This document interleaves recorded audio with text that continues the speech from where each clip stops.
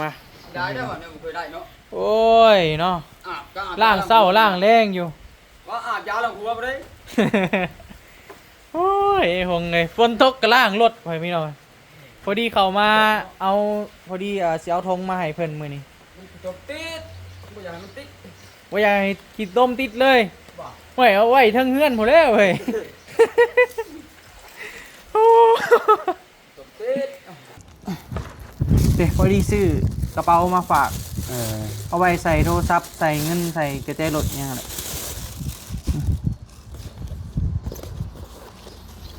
ลุยวิสตองส่งตรงมาจากต่างประเทศ พอหยอกเด้อไปพี่น้องเด้อ ลงบัตรนี้แล้วบัตรเมาแต่อันนั้นน่ะมันเพิ่นละ เป็นอะไร เวลาเจ้กระตืมเงินแถมเอาเงินบัตรเฮ็ดเวียกอันนั้นน่ะแบกเขาขึ้นรถเจ้แถมมันน่ะ แถมไปได้ เอ้ามันมีโบนัสผู้ชาผู้ไว แล้วเป็นยังไงนี่ โยดได้ไว้ลื่นเขาว่าได้ย่างไว้กว่าหมู่ได้มือได้เงินลื่นแล้วก็เพิ่นแถมแล้วสิก้มแล้วน้ำตาสิคุแล้วสิลุกเงินหยัดเงินเขาจักสิลืมได้แล้วบัด อย่ามาให้กันเบิ่งเด้อเว้ยบ่ได้เลย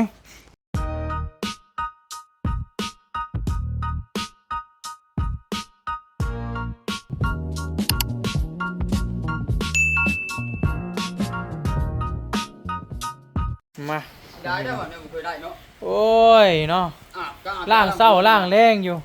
ว่าอาบยาล้างหัวบ่ได้ โอ้ยหงไงฝนตกก็ล่างรถไปพี่น้องพอดีเขามาเอาพอดีสิเอาธงมาให้เพิ่นมื้อนี้ มันจบติดบ่อยากให้มันติด ว่าอยากให้กินต้มติดเลย บ่ ไว้เอาไว้เทั้งเฮือนพุ่นแล้วเว้ย โอ้ จบติด เออ ต้องมันบ่ได้ได้อันนั้นนะแต่ติดมันเลยจบ สิแม่นขี่ไปขี่มาเลยล่างเลยนะเนาะสิไว้ขี่ดินติดเลย ได้ เอากับทักทายสบายดีเด้อพ่อพี่น้องเด้อทักทายสบายดีกันบรรยากาศช่วงบ่ายๆเนาะหลังจากขี่ออกมา แต่หาลูกชายเพิ่นมาหาพ่อต่อพ่อพี่น้องพอดีซื้อธงมาฝากเพิ่นก็เลยเอาธงมาให้เพิ่นมากับมาพ่อล่างรถอีกแล้วมื้อนี้ก็ล่างเศร้าล่างแรงสีมันลอกได้ล่างลายเวลา ฮะ ระวังสีมันลอกเด้อล่างดุล่างระวังสีมันลอกเด้อฮงเด้อบ่ได้ไปทางใดบ่มื้อนี้ ไปไอ้ตัวน้อยแบกเขา ไปแบกเข้า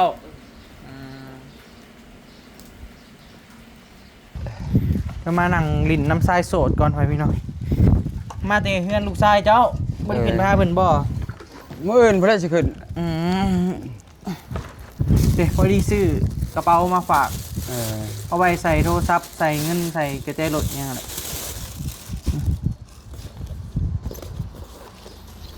ลุยวิสตอง โอ้ ส่งตรงมาจากต่างประเทศ เฮ้ย พอหยอกเด้อไปพี่น้องเด้อใส่รองพายเบิ่งเอาไว้ใส่โทรศัพท์เด้อหงเด้อย่ามันยันโทรศัพท์ตกแตกโอ้เบิดเลยได้เจ้าใส่โทรศัพท์ไว้อยู่ใส่ ทุ่งเชืออัน ใช้เอามาเบิ่งดู โอ้บ่ปะมันแล้วเนาะปะมันเสียให้ได้ยายเฒ่าน่ะก็ยังจุ่มอยู่ เปื้อนเบิดเลยไปงุมหอยกับสายผ้าพี่น้องนี่ ยายเฒ่าน่ะก็จุ่มอยู่มึงรักษาเด้อเราอะคืนนี่ปุ๊บ เราคือหูเจ้าได้ เอาออกไปหน้าคืนนี่ เอาไปอ้างแม่บ่ ให้เพิ่นเบิ่ง มียังเหยมีเงินบ่จะ โอ้ยบ่มีดอก เจ้าหยัดยังใส่ดูดใต้ทิมนี่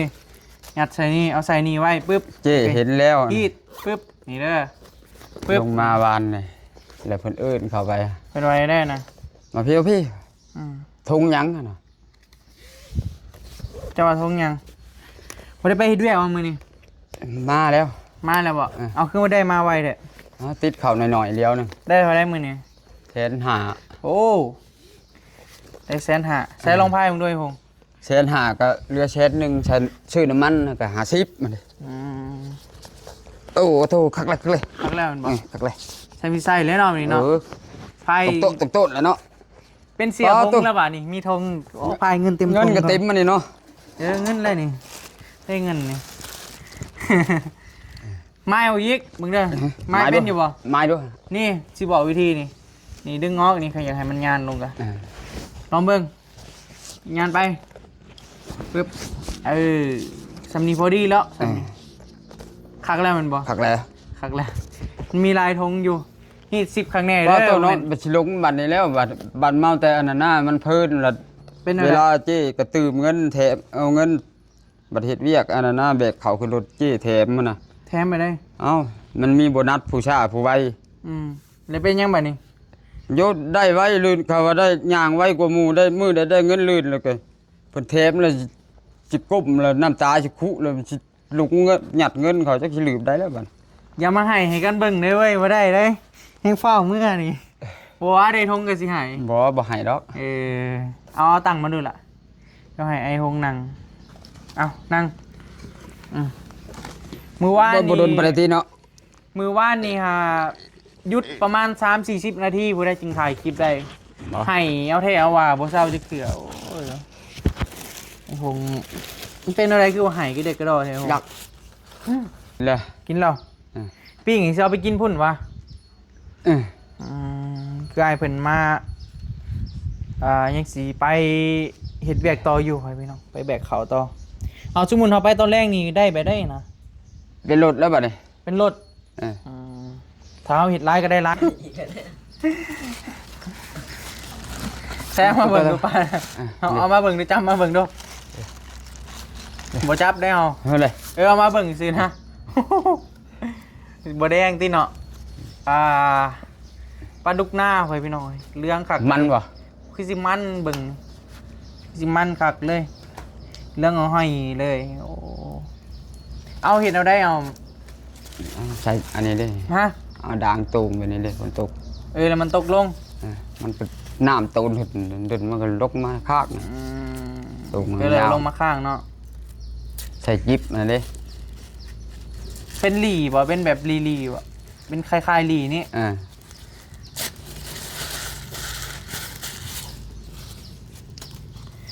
เบิ่งเอามาเบิ่งดูโทรศัพท์ใช่เบิ่ง สิสอนวิธีลิ้นเด้อลิ้นเป็นหรือบ่ ยังได้ ยังบ่ได้ลิ้นยังเลยนี่ เขาว่าคือเจ้าบ่ลงทะเบียนอยู่พุ่นเลย มันสิไปลงได้มันต้องเจ้าของตัวเองได้ลงได้ เจ้าของคือเก่าแล้ว เบิ่งไอ้เปิดฮอตดูไอ้สิเปิดฮอตสต็อปไปก่อนนี่ใส่เบิ่งเจ้าหูว่าเจ้าเป็นคนดังเลยเดี๋ยวนี้ ดังสำได ดังสมได้ บ่ซ้ำติเอาต่อยหรือพุ่น ต่อยดีพลคือไพ่บาดเบิ่งบ่ตัวเอง บ่ อ้าวเบิ่งตัวเอง เพิ่งเฮ็ดหยัง นี่ จังหน่อยมันสิล่ม อุ้ยล่มยางคนเบิ่งเป็นหมื่นกว่าคนพวกนี้นะเด้นี่เจ้าออกแบบทั่วโลกเห็นเด้ เออ หู้อยู่บ่ดีเจ้านี่ เห็น ยังบ่ทันได้ออกแต่โทรทัศน์ยังบ่เห็น กะโทรทัศน์แล้วนี่บางทีเพิ่นก็เบิ่งที่โทรทัศน์ได้คง หลายคนได้เว้ายังบ่เห็น ฮะ ผู้บางคนก็ว่าเห็น เห็นในโทรทัศน์บ่ ผู้บางคนก็ว่าบ่ บ่ เห็น เห็นเลยว่ะ เห็นแล้วมันลุกเนาะ บางคนก็เห็นบางคนก็บ่เห็นแม่นบ่เด้นี่เจ้านี่เห็นบ่นี่นี่13,000คลิปนี่คนเบิ่ง อีแม่จะเห็น เห็นบ่เบิ่งเจ้ากับลูกชายบ่ อ่า อืมคือสิบ่ได้เบิ่งได้แบบนี้เนาะเห็นบ่ไผนี่ อ่านั่นแหละ อืม เฮ้ยมือแป้งรถถีบที่ อืม นี่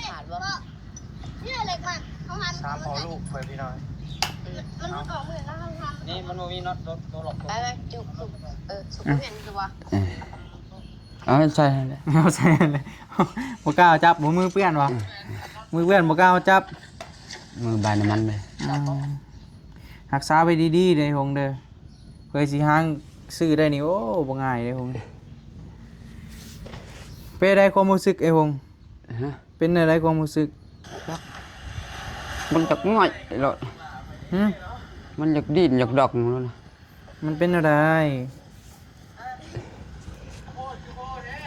รถถีบนะเดี๋ยวนี้ หึ รถถีบมันได้เสียหลายเลยเหรอ เป็นอะไรก็เสียอะไร เสียน้ำหูน้ำตาน้ำมันหลายเลย เป็นอะไร อันได้ก็ได้หลายว่ะเสียก็เสียหลายนะมา เสียยังเสียอะไร เสียน้ำตาเสียน้ เสียน้ำตาห้อย ำมันก้มลงหลายเถื่อได้ในรถถีบนะพอดี ได้รถถีบกับรถจักรอันใดดีใจก่อนกัน ฮะรถถีบแล้วเสียหลายว่ะรถจักรยังบ่เสียหลายไปเลย มันได้ครั้งแรกวะ อ่า ครั้งแรกเลยดีใจ ก แห้ ลาง ง วะ คืนก็เบิดคืนเนาะรถถีบ มานี่ยังมาให้อยู่ กลางเวทนี่เบิดมือโอ้ตายเด้อ เออ เขาจวดเอาตายเด้อเฮ้ยตายเด้อ สร้างว่าแท้นะให้เอาแท้เอาว่าเลยบ่ จน บอยฮง ฮะ สิตั้งชื่อ Facebook แนวได้บัดนี้ บ่จักเด้อตั้งให้ได้เด้อ พอน้องใส่ผ้าสิวะ เออ เอาไปนี่บ่ เออ อืม เอาใส่ผ้าแล้วก็ได้ ฮะ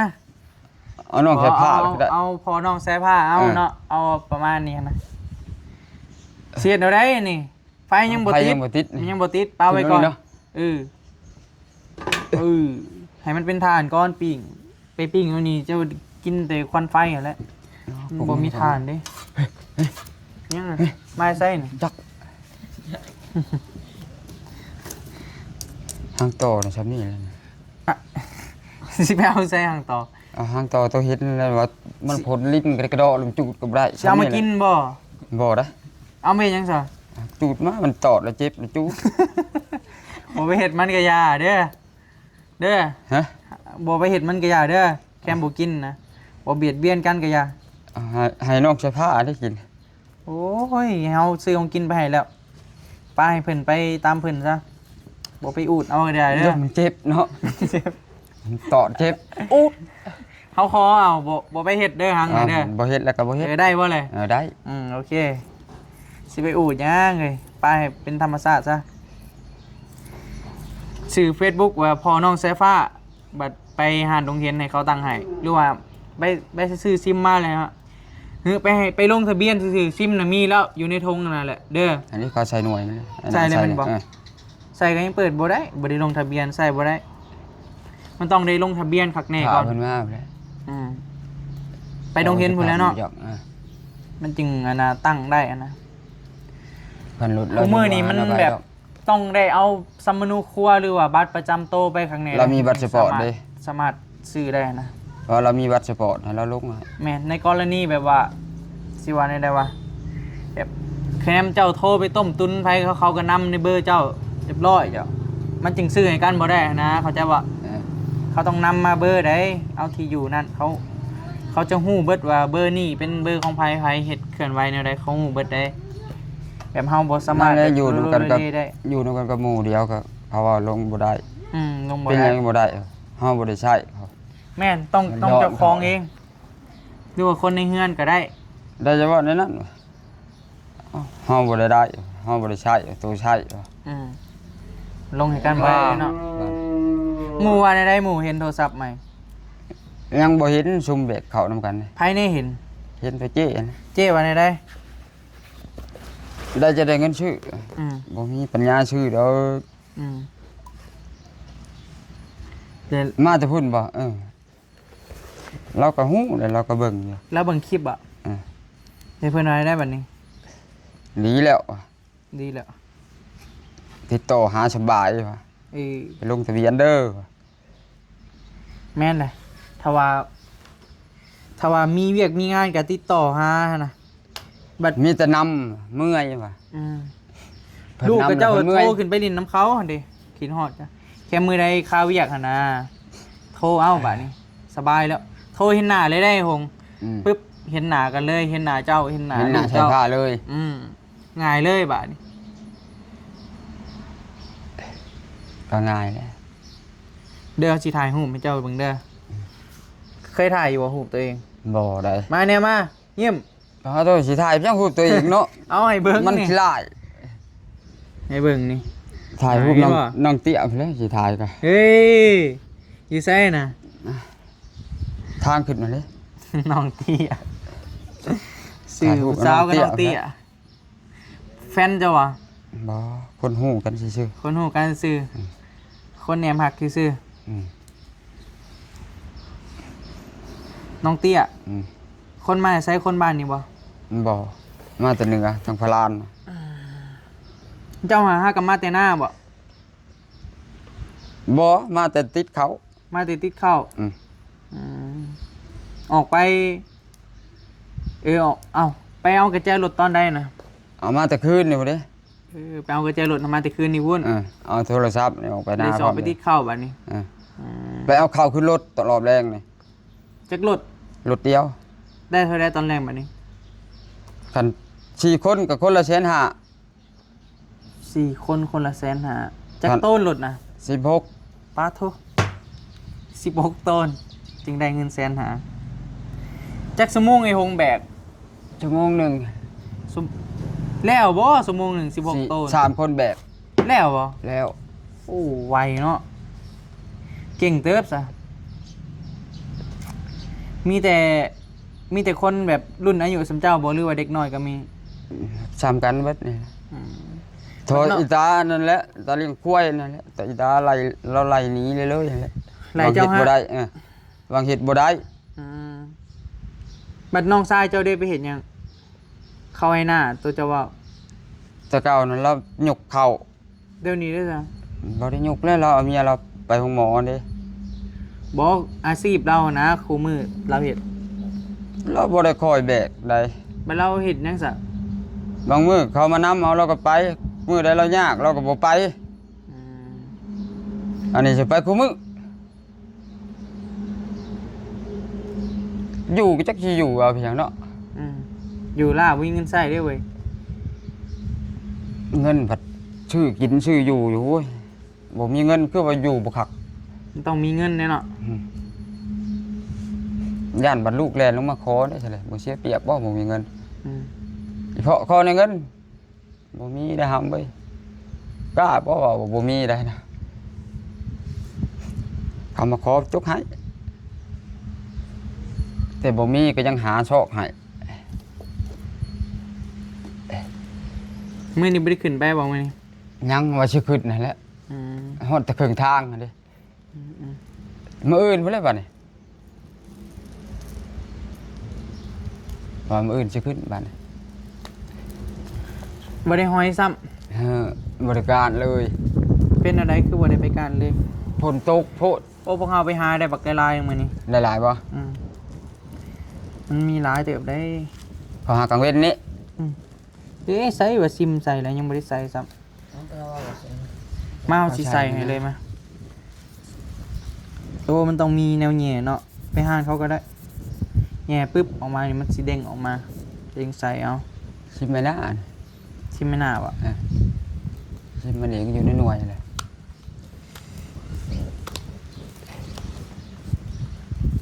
เขาว่าใส่ลักเก่านั่นเองมันบ่แห้งว่ะ เน็ตฮะ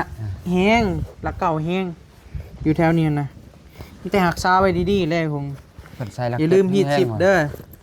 ปิ๊บนี่เรียบร้อย กลางคืนเลย ปิดไว้ คันว่าไปก้านไปเยื่องแล้วบ่ได้ถือไปแล้วผากไว้ ป้าไว้น้ำไผ่นะ ผากไว้น้ำเมียนะแล้วนอนอยู่ถึงอยู่ห้องเรา ไว้ ไป ดี แล้ว กว่าไว้อีก ป้าอยู่ลุมบ่ได้อีแมวยัดเขายืมบ่ชงว่ะ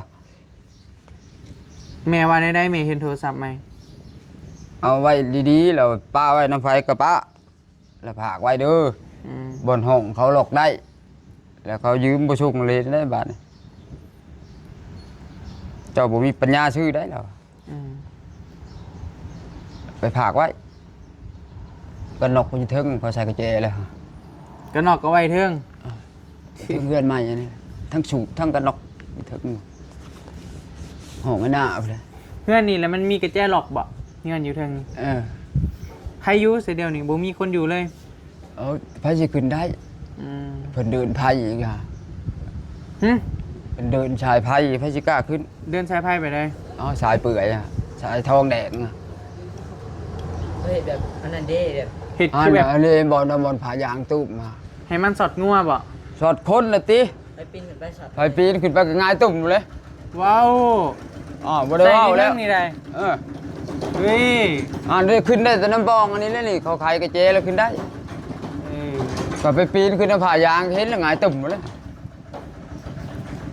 บ่ง่ายก็ตาย อะไร แล้ว คือเห็ดแนวนะมันมีคนหลักบ่มันเคยหลักบ่ เครื่องเราเสียหลายสวรรค์เรา อืมเห็นเราเลยเห็ดไปนั่น